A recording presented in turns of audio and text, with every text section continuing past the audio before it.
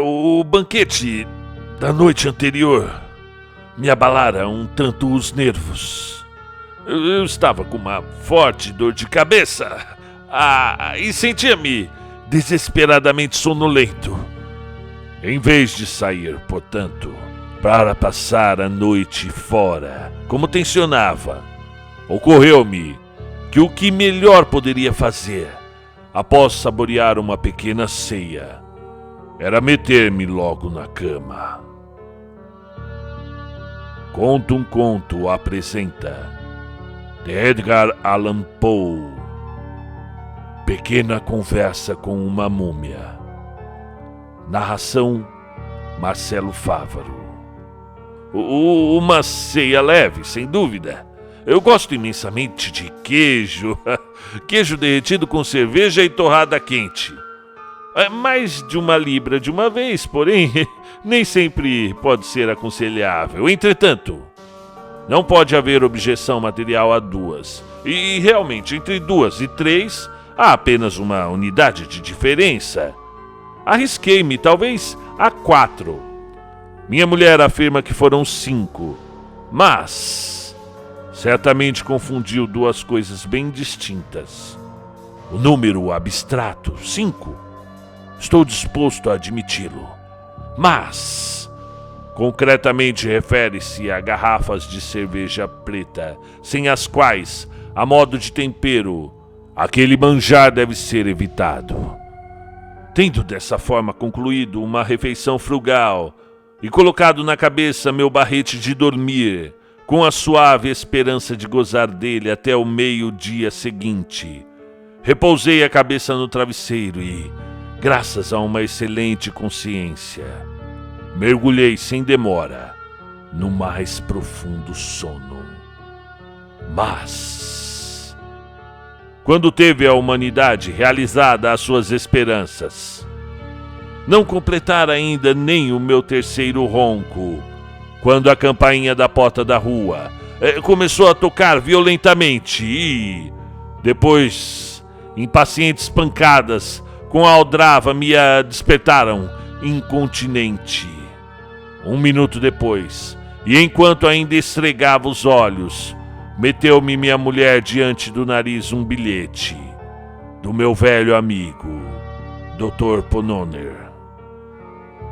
Largue tudo imediatamente, meu caro e bom amigo, logo que receba este. Venha participar de nossa alegria. Afinal, depois de longa e perseverante diplomacia, eu obtive o consentimento dos diretores do museu da cidade para examinar a múmia. Você sabe a que múmia me refiro. Eu tenho permissão de desenfaixá-la e abri-la, se for preciso, claro. Estarão presentes apenas poucos amigos. E você, você é um deles, está claro. A múmia acha-se agora em minha casa e começaremos a desenrolá-la às 11 da noite. Sempre seu amigo, Pononer. Ao chegar à assinatura de Pononer, senti que já me achava tão desperto quanto um homem necessita estar. Saltei da cama num estado de êxtase, derrubando tudo quanto se encontrava em meu caminho. Vesti-me com uma rapidez verdadeiramente incrível e dirigi-me, a toda pressa, para a casa do doutor. Ali encontrei reunido um grupo bem ansioso. Aguardavam a minha chegada com grande impaciência. E ela, a múmia, estava ali, estendida sobre a mesa de jantar. E logo que entrei, o exame dela foi começado. Era, bem, uma das múmias trazidas, muitos anos atrás, pelo capitão Arthur Sabertrash, primo de Pononer, de um túmulo perto de Eleitias, nas montanhas da Líbia, a grande distância de Tebas, às margens do Nilo. As grutas desse lugar, embora menos magníficas que os sepulcros de Tebas, despertam mais interesse, e eu vou explicar pelo fato de oferecerem maior número de ilustrações sobre a vida privada dos egípcios. A sala de onde fora retirado o nosso exemplar era, dizia-se, riquíssima de tais ilustrações, estando as paredes inteiramente recobertas de pinturas a fresco e de baixos relevos, enquanto estátuas, vasos e mosaicos de magníficos desenhos indicavam a valiosa fortuna dos mortos. A preciosidade fora depositada no museu, exatamente nas mesmas condições em que o capitão Sabertash a havia descoberto, isto é, o sarcófago estava intacto. E durante 8 anos assim permanecera, exposto apenas externamente à curiosidade pública. Tínhamos, pois, agora a múmia completa à nossa disposição. E para aqueles que sabem quão raramente chegam intactas às nossas plagas as antiguidades, torna-se evidente logo que possuímos razões de sobra para congratularmos-nos por nossa boa sorte. Boa sorte! Aproximando-me da mesa, vi sobre ela uma grande caixa, ou um estojo, de quase 7 pés de comprimento, e talvez com 3 pés de largura por 2,5 de profundidade. Era oblonga, mas sem forma de ataúde. Julgamos a princípio que o material empregado fora a madeira do alcômoro. Contudo, logo ao cortá-lo, verificamos que era papelão, ou, mais propriamente, um papel comprimido, feito de papiro. Estava densamente ornamentada de pinturas, representando cenas, cenas de mortos, cenas funerárias e outros assuntos fúnebres, entre os quais serpenteavam, nas mais variadas posições, numerosas séries de caracteres e hieróglifos, significando sem dúvida o nome do falecido. Por felicidade, fazia parte do nosso grupo o Sr. Glindon, que não teve dificuldade em traduzir os caracteres, simplesmente fonéticos e representando a palavra Alamistáquio. Não foi sem esforço que conseguimos abrir a caixa, sem danificá-la, é claro, mas, tendo finalmente conseguido o que desejávamos, chegamos a uma segunda em forma de ataúde, e de tamanho consideravelmente menor que o da de fora, claro, mas muito semelhante a ela. Na verdade, exatamente semelhante, sob todos os aspectos. O intervalo entre as duas estava preenchido com resina que havia, até certo ponto, apagado as cores da caixa interna. Ao abrir esta última, trabalho que executamos com bastante felicidade, demos com uma terceira caixa, também em forma de ataúde, e não se diferenciando da segunda em nada de particular, a não ser no material que era feita, dessa vez de cedro, e havia ainda um odor característico e altamente aromático dessa madeira. Entre a segunda e a terceira caixa não havia intervalo, estando uma encerrada ajustadamente dentro da outra. Removendo a terceira caixa, descobrimos o próprio corpo, que tiramos para fora. Esperávamos encontrá-lo como de costume, enrolado em numerosas faixas ou ataduras de linho, mas, em lugar delas, encontramos uma espécie de bainha, feita de papiro, e revestida de uma camada de gesso, densamente dourada e pintada.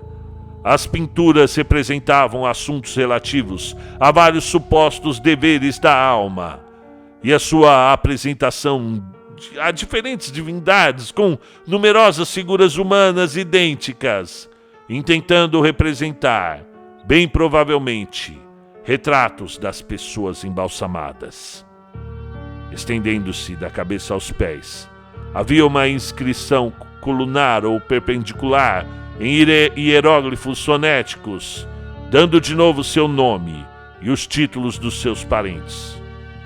Em volta do pescoço, assim, desembainhado, havia um colar de contas coloridas e colocadas de modo a formar imagens de divindades, do escaravelho, etc., com um globo alado. Na parte mais delgada da cintura, havia um colar semelhante a um cinturão. Retirando o papiro, encontramos a carne em excelente estado de preservação, sem nenhum odor perceptível. A cor era avermelhada, a pele rija, macia e lustrosa. Os dentes e os cabelos achavam-se em boas condições.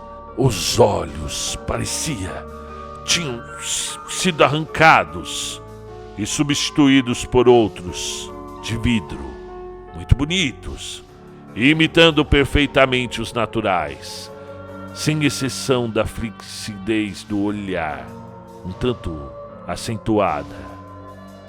Os dedos e as unhas estavam brilhantemente dourados. O Sr. Gliddon foi de opinião, em face do vermelho da epiderme, que o embalsamento se efetuara totalmente por meio de asfalto, mas, tendo raspado a superfície com um instrumento de aço e lançado ao fogo um pouco de pó, assim obtido, o odor de cânfora e de outras gomas aromáticas se tornou sensível. Rebuscamos bem atentamente o cadáver, para encontrar aberturas usuais, pelas quais são extraídas as entranhas, mas... que surpresa! Não descobrimos nenhuma. Sabe, as aberturas que fazem para tirar. Nada. Nenhum dos presentes nessa ocasião sabia ainda que não são raras de encontrar múmias inteiras ou não cortadas. O cérebro era habitualmente retirado pelo nariz, os intestinos por uma incisão ao lado, e o corpo logo em seguida raspado, lavado e salgado. E depois deixavam-no assim, durante várias semanas, quando começavam a operação de embalsamento propriamente dita. Como não fosse possível encontrar nenhum sinal de abertura, preparava o Dr. Pnolner os instrumentos para a dissecação. Quando observei, então, bem, já passava das 2 horas. Por esse motivo, todos concordaram em deixar para depois o exame interno, para a noite seguinte, e já nos dispunhamos a nos separar, quando alguém sugeriu 1 ou 2 experiências com a pilha de volta. A aplicação da eletricidade a uma múmia velha de 3 ou 4 mil anos, pelo menos, era uma ideia, se não bastante sensata, contudo, suficientemente original. E todos a acolhemos sem protesto, com quase 1/10 de seriedade e 9/10 de brincadeiras. Dispusemos uma bateria no gabinete do doutor e para lá levamos o egípcio. Só depois de muito trabalho foi que conseguimos pôr a nu algumas partes do músculo temporal, que se mostrou com menos rigidez pétrea do que outras partes do corpo, mas que, como sem dúvida prevíramos, não dava indício de suscetibilidade galvânica quando em contato com um fio. Essa primeira experiência, de fato, pareceu decisiva, e com uma cordial risada do nosso próprio absurdo, estávamos dando boa noite uns aos outros quando, casualmente, meus olhares fitaram os da múmia, e neles ficaram cravados de espanto. O meu breve olhar, o meu breve olhar bastara para assegurar-me de que os glóbulos Os glóbulos, como todos nós julgávamos, de vidro e que, anteriormente, se distinguiam por certa fixidez estranha, eles estavam bem recobertos pelas pálpebras, que só uma pequena parte da túnica albugínea permanecia visível. Com um grito, chamei a atenção para o fato, que se tornou logo evidente a todos. Bem, eu não posso dizer que fiquei alarmado diante do fenômeno, porque, no meu caso, alarmado não é bem o termo. É possível, porém, que, sem as cervejas pretas, talvez me tivesse sentido um pouco nervoso. Quanto aos meus companheiros, não tentaram ocultar o horror alarmante que deles se apossara. O Dr. Penoner causava lástima. O Sr. Glidon, graças a não sei que processo especial, tornara-se invisível. E creio que o Sr. Silk Buckingham não terá por certo a coragem de negar que se arrastou de 4 pés para baixo da mesa. Depois do primeiro choque de espanto, porém, resolvemos ver como coisa natural, tentar imediatamente uma nova experiência. E nossas operações se dirigiram agora para o artelho do pé direito. Fizemos uma incisão por cima da parte exterior do osso, osso sesamodeum pollicis pedix, e assim chegamos à raiz do músculo. Reajustando a bateria, aplicamos então um fluido aos nervos expostos, quando, com um movimento de excessiva vivacidade, a múmia primeiro levantou o joelho direito, a ponto de pô-lo quase em contato com o abdômen, e depois, endireitando com inconcebível força, acertou um pontapé no Dr. Penoner, tendo com efeito lançado esse cavalheiro como um dardo de uma catapulta pela janela lá abaixo na rua. Precipitamo-nos em massa para ir buscar os restos despedaçados da vítima, mas tivemos a felicidade de encontrá-la na escada, subindo numa pressa inconcebível, repleta da mais ardente filosofia e mais do que nunca convencida da necessidade de prosseguir a nossa experiência com vigor e com zelo. Foi a conselho seu, portanto, que fizemos sem demora uma profunda incisão na ponta do nariz do paciente, enquanto o próprio doutor, deitando mãos fortes sobre ele, punha-o em vibrante contato com o fio. Moral e fisicamente, figurativa e literalmente. Bem, o efeito foi elétrico. Em primeiro lugar, o cadáver abriu os olhos. Aqueles olhos, e piscou com bastante rapidez durante alguns minutos, como o faz o Sr. Barnes na pantomima. Em segundo lugar, espirrou. E em terceiro, sentou-se. Em quarto, agitou o punho diante do rosto do Dr. Penoner. E em quinto, voltando-se para o Sr. Glidon e Buckingham, dirigiu-se-lhes, no mais puro egípcio, da seguinte maneira: devo dizer-vos, cavalheiros, que estou tão surpreso quanto mortificado pela vossa conduta. Do Dr. Penoner, nada de melhor se poderia esperar. É um pobre toleirão que nada sabe de nada. Eu tenho pena dele e perdoo-lhe. Mas vós, Dr. Glidon, e vós, Silk, que viajaste pelo Egito e lá residistes a ponto de poder crer que lá houvesseis estado desde o berço, vós digo eu, que tanto viveste entre vós, a ponto de falardes o egípcio tão bem, penso, como escreveis na vossa língua materna. Vós, a quem sempre fui levado a olhar como fiel amigo das múmias. Realmente esperava de vós uma conduta mais cavalheiresca. Que devo pensar da vossa atitude tranquila, vendo-me assim, tão estupidamente tratado? Que devo supor de vós, com sentido que fulano, cicrano e beltrano me arranquem dos meus caixões, tirem-me as roupas, neste clima miseravelmente frio? Sobre que aspecto, para acabar com isto, deve encarar o fato de estardes a ajudar e incitar esse miserável velhaco do Dr. Pononer a puxar-me o nariz?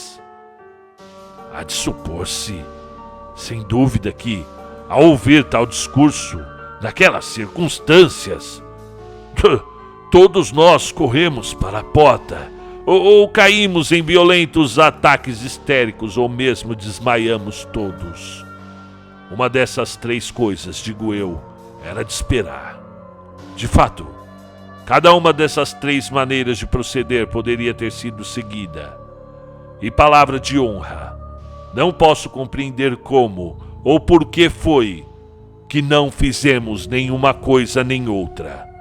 Mas, talvez, aquela múmia sentada e falando, os meus nervos, a verdadeira razão esteja no espírito deste tempo, que procede totalmente de acordo com a regra dos contrários, e é agora usualmente admitida como solução de todos os paradoxos e impossibilidades.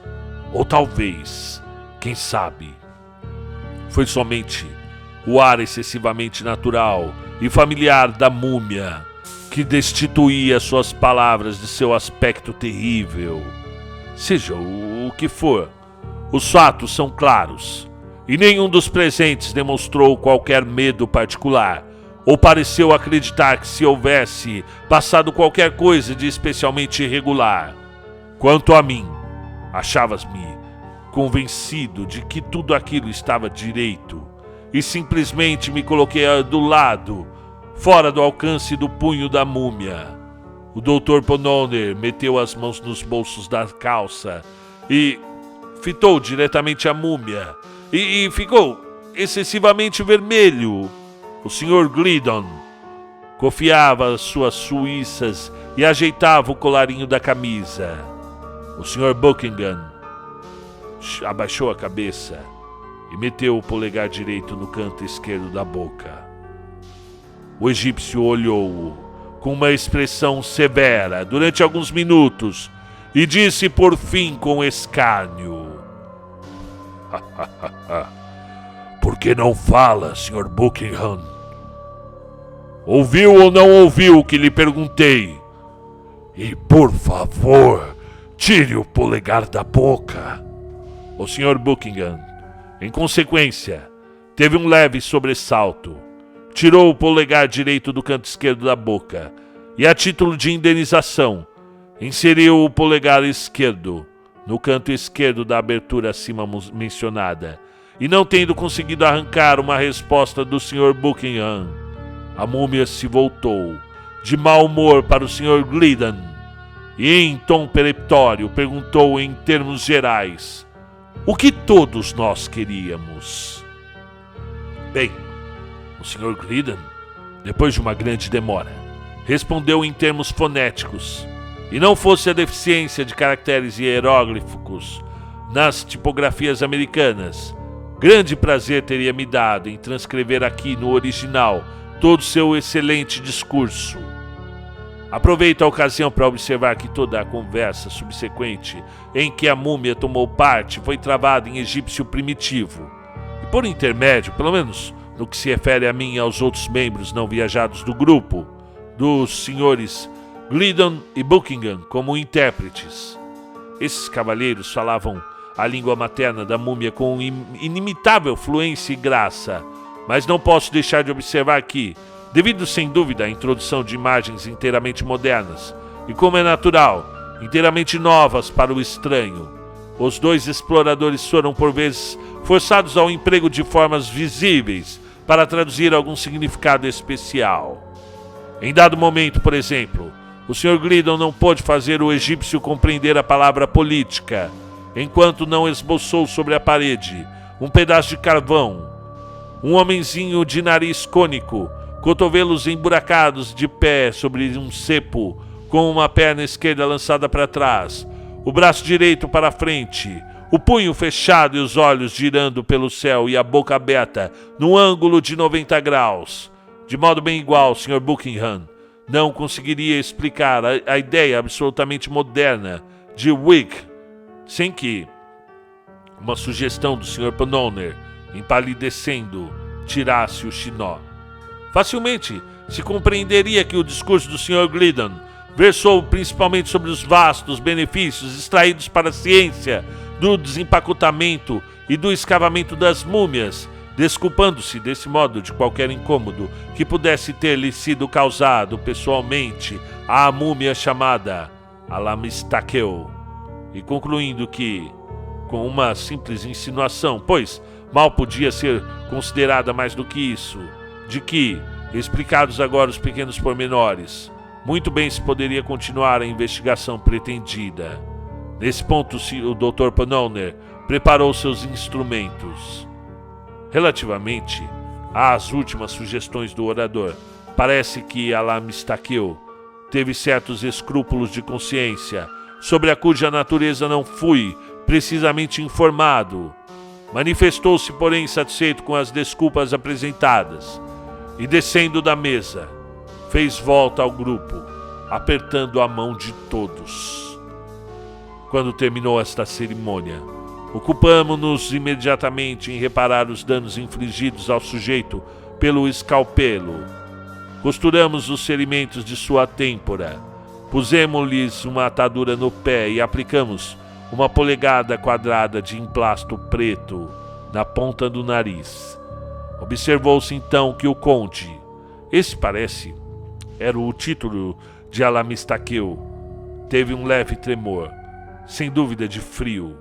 O doutor imediatamente encaminhou-se para o armário e logo voltou com uma casaca preta, pelo melhor figurino de Jennings, um par de calças de xadrez azul celeste, uma camisa de gingão cor-de-rosa, um colete brocado com abas, um sobretudo branco, uma bengala de passeio de ganho, um chapéu sem aba, botinas de verniz, luvas de pele de cabrito, cor de palha, um monóculo, um par de suíças e uma gravata cascata. Devido à disparidade de tamanho entre o conde e o doutor, sendo a proporção de 2:1, houve certa dificuldade em ajustar esses trajes à pessoa do egípcio, mas quando tudo se arranjou, podia-se dizer que ele estava bem vestido. O Sr. Glidden lhe deu, portanto, o braço e levou-o a uma confortável cadeira junto à lareira, enquanto o doutor tocava imediatamente a campainha e ordenava que fossem trazidos charutos e vinho. A conversa em breve se animou. Muita curiosidade, sem dúvida, foi expressa a respeito do fato, seu tanto quanto notável, de Alamistaqueu ainda estar vivo. Eu teria pensado, disse Sr. Buckingham, que já faz muito tempo que o senhor está morto. Ora, replicou o conde bastante espantado, tenho pouco mais de 700 anos de idade. Meu pai viveu 1000 e não se achava de modo algum caduco quando morreu. Seguiu-se então uma rápida série de perguntas e cálculos, por meio dos quais se tornou evidente que a antiguidade da múmia fora erroneamente estimada. Já se havia passado 5.050 anos e alguns meses desde que fora ela depositada nas catacumbas de Eleitias.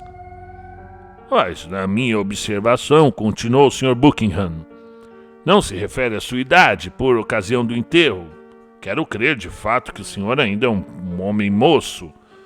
E minha alusão foi à imensidade de tempo durante o qual, segundo sua própria explicação, o senhor tem estado empacotado em asfalto.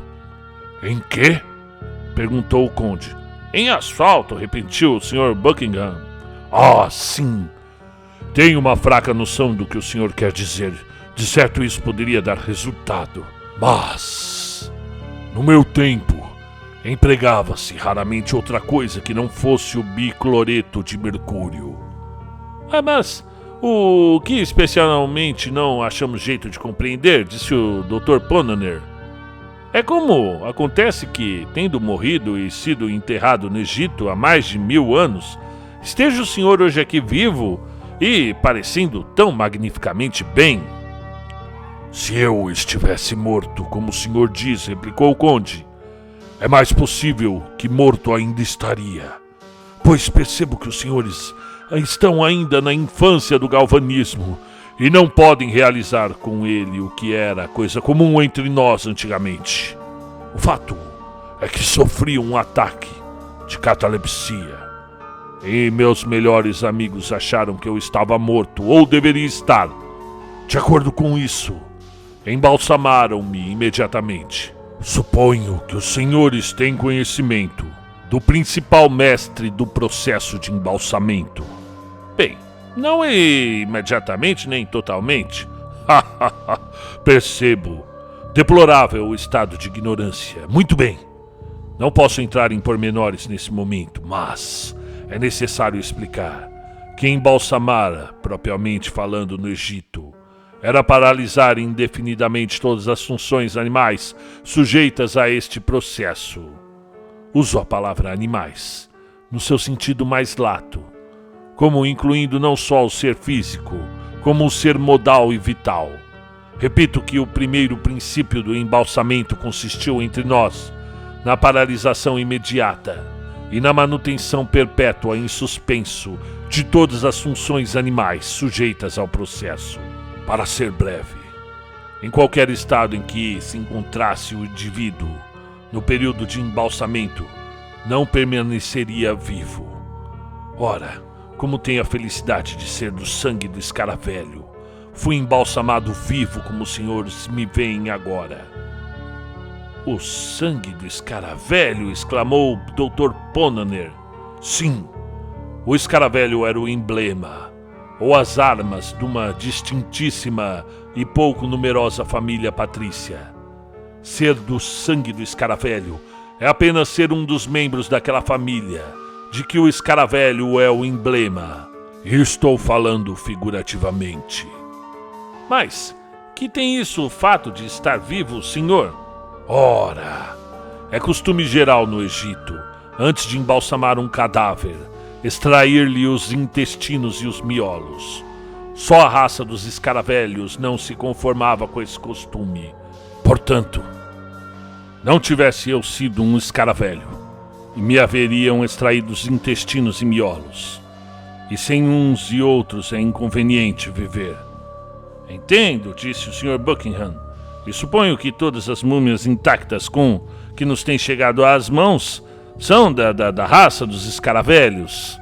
Sem dúvida alguma. Eu pensava, disse o Sr. Gliddon, com timidez, que o escaravelho era um dos deuses egípcios. Um dos egípcios quê? Perguntou a múmia dando um salto. Deuses, repetiu o viajante. Sr. Gliddon, estou realmente atônito por ouvi-lo falar nesse estilo, disse o conde, tornando-o a sentar-se. Nenhuma nação sobre a face da terra jamais conheceu senão um único Deus. O escaravelho, o ibis, etc., eram entre nós, ou que outros seres têm sido para outras nações, os símbolos, os intermediários, através dos quais prestávamos culto ao Criador, demasiado augusto para que dele nos aproximássemos de mais perto. Houve aqui uma pausa. Finalmente, reatou-se a conversa pelo Dr. Ponaner.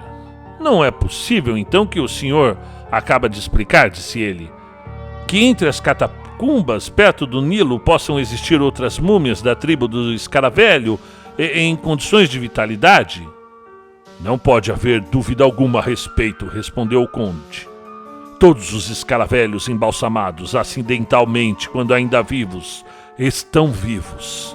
Mesmo alguns dos quais, os que foram propositalmente assim embalsamados, podem ter sido esquecidos pelos seus executores testamentários e ainda permanecem nos túmulos. E quer ter a bondade de explicar? Perguntou eu. O que quer o senhor dizer com propositalmente assim embalsamados?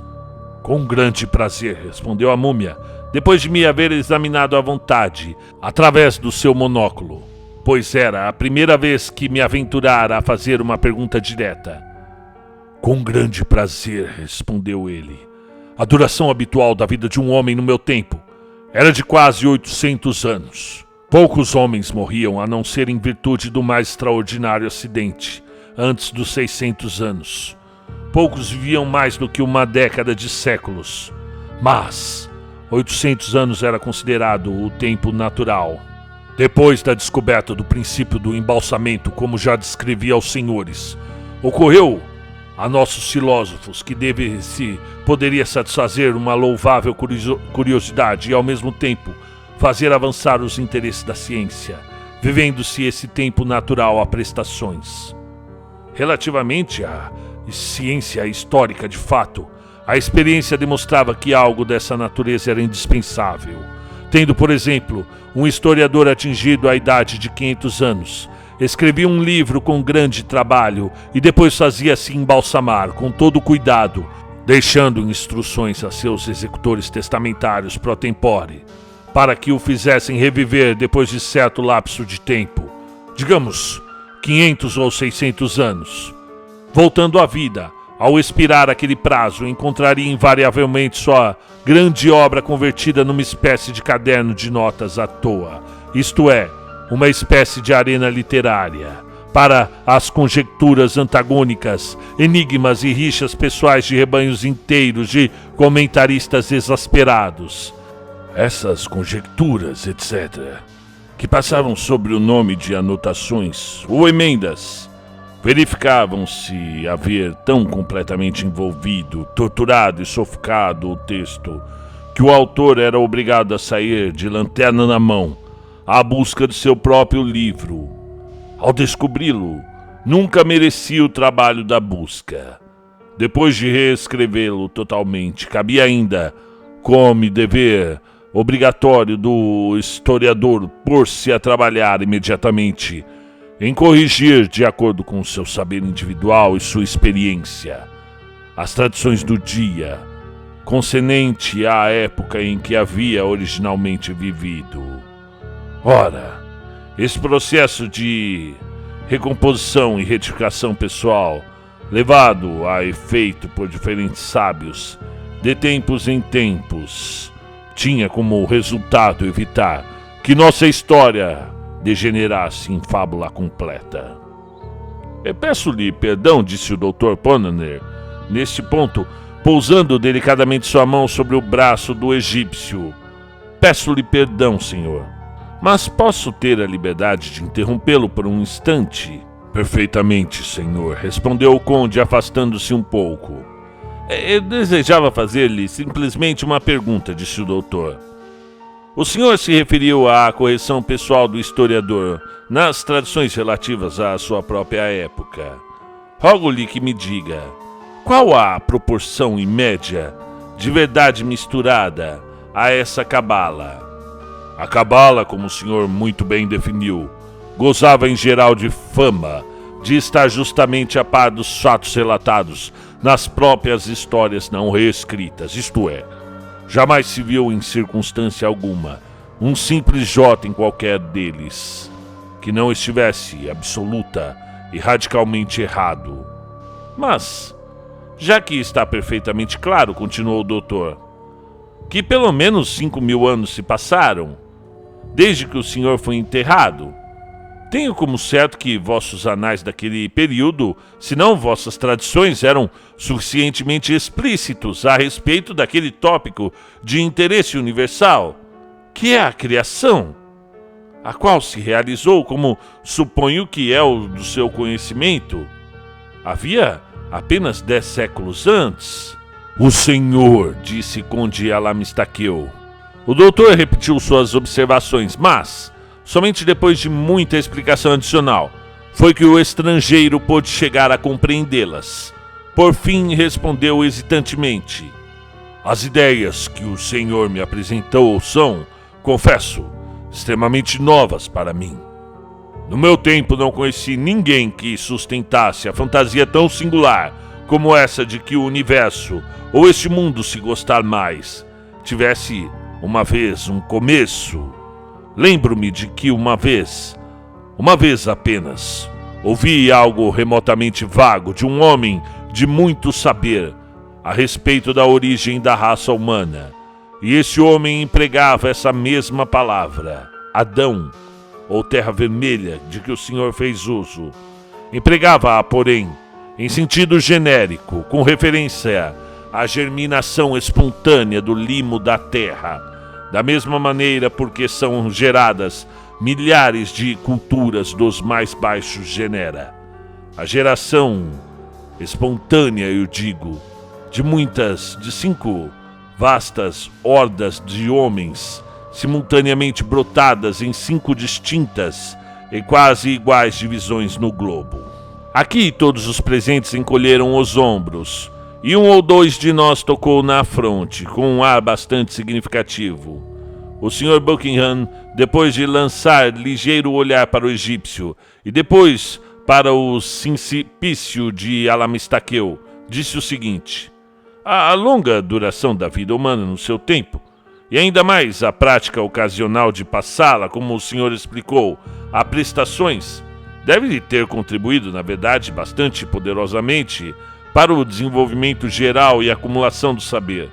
Suponho, por consequência, que devemos atribuir a acentuada inferioridade dos velhos egípcios em todos os ramos da ciência, quando comparados com os modernos e, mais especificamente, com os Yankees, inteiramente a solidez mais considerável do crânio egípcio.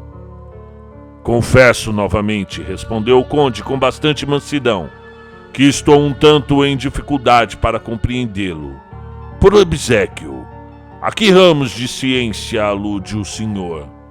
Aqui todo o grupo, unindo as vozes, pormenorizou prolixamente as aquisições da frenologia e as maravilhas do magnetismo animal. Tendo-os ouvido até o fim, o conde começou a contar algumas anedotas, que demonstraram ter florescido e fenecido no Egito há tanto tempo, a ponto de terem sido quase esquecidas, tipo de Gaal, Spulhen, de que os processos de Mesmer não passavam realmente de desprezíveis artifícios, quando comparados com os positivos milagres dos sábios tebanos, que criavam piolhos e muitos outros seres dessa espécie. Nisso cheguei a perguntar ao conde se o seu povo era capaz de calcular eclipses. Ele sorriu com certo desdém e disse que era. Isso me perturbou um pouco, mas comecei a fazer outras perguntas a respeito de seu saber astronômico, quando um membro do grupo que ainda não abrira a boca cochichou ao meu ouvido que, para informação a respeito do assunto, melhor seria que eu consultasse Ptolomeu. Quem era esse tal de Ptolomeu? Bem como um tal de Plutarco, no capítulo de Face Lunae. Interroguei depois a múmia, a respeito de lentes convexas e de outra espécie, e em geral acerca da manufatura do vidro. Mas ainda não terminara eu a pergunta, e já o companheiro silencioso de novo me tocara de mansinho o cotovelo, e pedira-me, pelo amor de Deus, que desse uma olhada em Diodoro Sículo. Quanto ao conde, perguntou-me simplesmente a modo de réplica se nós, modernos, possuímos microscópios que nos permitissem gravar camafeus no estilo dos egípcios.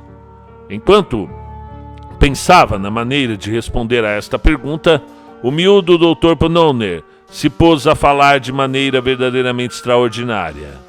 Veja a nossa arquitetura, exclamou ele com grande indignação dos 2 viajantes que o beliscavam, mas sem resultado. Veja, gritou ele com entusiasmo, a fonte do jogo de bola de Nova York. Ou, se o espetáculo é por demais imponente, Contemple por um instante o Capitólio em Washington.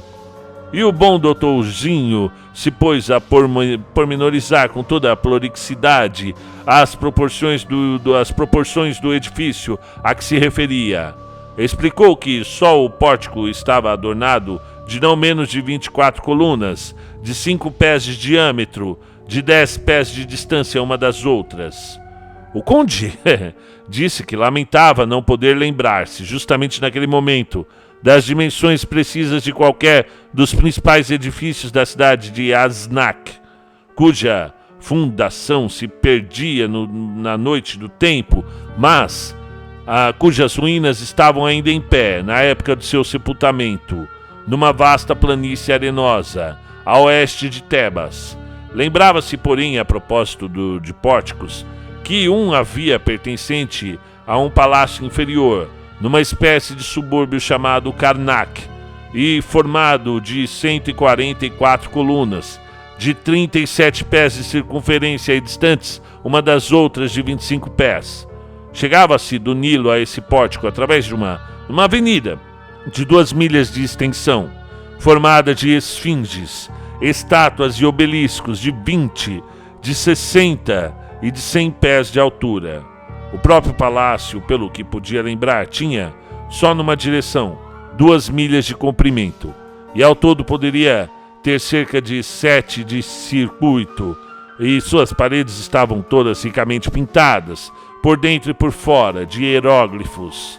Não pretendia afirmar que mesmo 50 ou 60 dos capitólios do doutor pudessem ter sido construídos dentro daquelas paredes, mas de nenhum modo achava impossível que 200 ou 300 deles pudessem ser lá dentro comprimidos sem muita dificuldade. Aquele palácio de Karnak não passava, afinal, de uma insignificância. Ele, o conde, porém, não podia, em consciência, recusar-se a admitir a engenhosidade, a magnificência e a superioridade da fonte do jogo de bola, tal como foi descrita pelo doutor. Nada de semelhante era forçado a convir. Fora jamais visto no Egito, nem em qualquer outra parte. Perguntei então ao conde qual a sua opinião a respeito das estradas de ferro. Nada de particular, respondeu ele. Eram um tanto fracas, um tanto mal projetadas e toscamente construídas. Não podiam ser comparadas, por certo, com as estradas vastas, planas e retas, raiadas de ferro, sobre as quais os egípcios transportavam templos inteiros e sólidos obeliscos de 150 pés de altura.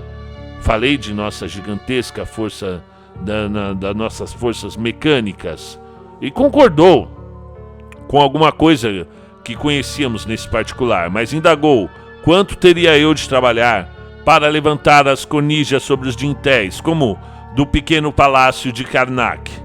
Resolvi não dar por ouvida essa pergunta e perguntei se ele tinha alguma ideia dos poços artesianos, mas ergueu simplesmente as sobrancelhas, enquanto o Sr. Gliddon piscava fortemente para mim e dizia em voz baixa que fora descoberto recentemente por engenheiros encarregados de canalizar água para o grande oásis. Mencionei depois o nosso aço, mas o estrangeiro levantou o nariz e perguntou-me se o nosso aço podia ter executado o duro trabalho de esculpir os obeliscos, realizado totalmente com instrumentos cortantes de cobre. Isto nos desconcertou tanto que achamos prudente mudar o nosso ataque para a metafísica. Mandamos buscar um exemplar do livro, chamado Relógio de Sol, e lemos 1 ou 2 capítulos, a respeito de um assunto não bastante claro, mas que os bostonianos chamavam de grande movimento do progresso. O conde disse simplesmente que grandes movimentos eram coisas excessivamente comuns no seu tempo quanto ao progresso. Foi em certo tempo uma completa calamidade, porém jamais progredira. Falamos então da grande beleza e da importância da democracia, e muito nos esforçamos em fazer bem compreender ao conde as vantagens de que gozávamos em viver num país onde havia um sufrágio ad libitum e não havia rei. Ele escutou com todo interesse e de fato mostrou-se não pouco divertido. Quando acabamos, disse ele que há muitíssimo tempo ocorrera algo bem semelhante. 13 províncias egípcias resolveram tornar-se imediatamente livres e dar assim um magnífico exemplo ao resto da humanidade. Reuniram-se seus sábios e cozinharam a mais engenhosa constituição que é possível conceber-se. Durante algum tempo, as coisas correram admiravelmente bem. Somente que seu costume de ufanar-se era prodigioso. A coisa bem acabou, porém, com a consolidação dos 13 estados, com mais 15 ou 20 outros, do mais odioso e insuportável despotismo de que jamais se ouviu falar na superfície da terra. Perguntei o nome do tirano usurpador, tanto quanto podia lembrar-se. Era Populaça. Não sabendo o que dizer a isso, ergui a voz e deplorei que os egípcios não conhecessem o vapor. O conde olhou para mim com bastante espanto, mas não deu resposta. O cavalheiro silencioso, porém, deu-me uma violenta cotovelada nas costelas, dizendo-me que eu já me havia suficientemente comprometido de uma vez, e perguntou se eu era tão maluco realmente para não saber que a moderna máquina a vapor deriva da invenção de Hero, através de Salomão de Caos. Estávamos agora em eminente perigo de sermos derrotados, mas nossa boa sorte fez com que o Dr. Panoner, tendo se reanimado, voltasse em nosso auxílio e perguntasse se o povo do Egito pretendia seriamente rivalizar com os modernos em todas as importantíssimas particularidades do trajo. Ouvindo isso, o conde baixou a vista sobre as alças de suas calças e depois, pegando a ponta de uma das abas de sua casaca, levou-a bem perto dos olhos, examinando-a durante alguns minutos, deixando-a cair por fim. Sua boca escancarou-se gradualmente, de uma orelha à outra, mas não me recordo se ele disse qualquer coisa à guisa de resposta. Nesse momento recuperamos nossas energias, e o doutor, aproximando-se da múmia com grande dignidade, rogou-lhe que lhe dissesse com toda a franqueza e sobre a sua honra de cavalheiro se os egípcios tinham compreendido em alguma época a fabricação quer das pastilhas de Panoner, quer das pílulas de Brandect. Aguardamos com profunda ansiedade uma resposta, mas foi em vão. A resposta não chegava. O egípcio enrubesceu e baixou a cabeça. Jamais houve um triunfo mais consumado. Jamais derrota alguma foi suportada de tão má vontade. E de fato não podia tolerar o espetáculo da mortificação da pobre múmia. Peguei do chapéu, cumprimentei-a e despedi-me. Ao chegar em casa já passava das 4 horas e fui imediatamente para a cama. São agora 10 horas da manhã. Estou de pé desde as 7, escrevendo essas notas em benefício da minha família e da humanidade. Quanto à primeira, não mais a verei. A minha mulher é uma víbora. A verdade é que eu estou nauseado até o mais íntimo desta vida e do século XIX em geral. E estou convencido de que tudo vai de pernas viradas. Além disso, estou ansioso por saber quem será o presidente em 2045. Portanto, logo que acabar de barbear-me e de tomar uma xícara de café, irei até a casa de Panoner fazer-me embalsamar por uns 200 anos. Fim do conto. Uma pequena conversa com uma múmia, de Edgar Allan Poe. Gente, esse negócio dos 200 anos aí me fez arrepiar, porque justamente hoje, na data de hoje, dia 19/1/2019, Edgar Allan Poe, se estivesse vivo, como a múmia, completaria 210 anos. Parabéns, Edgar Allan Poe, grande escritor, inventor de gêneros, ele que influenciou todas as gerações seguintes e ainda influencia. E nesta conversa aqui, se a gente tomar por base, né, qual é o sentido básico aí da conversa?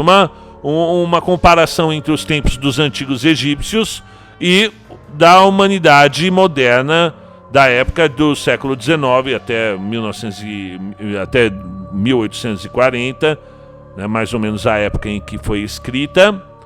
Você tem um princípio aí, uma conversa sobre a origem da humanidade, já um esboço.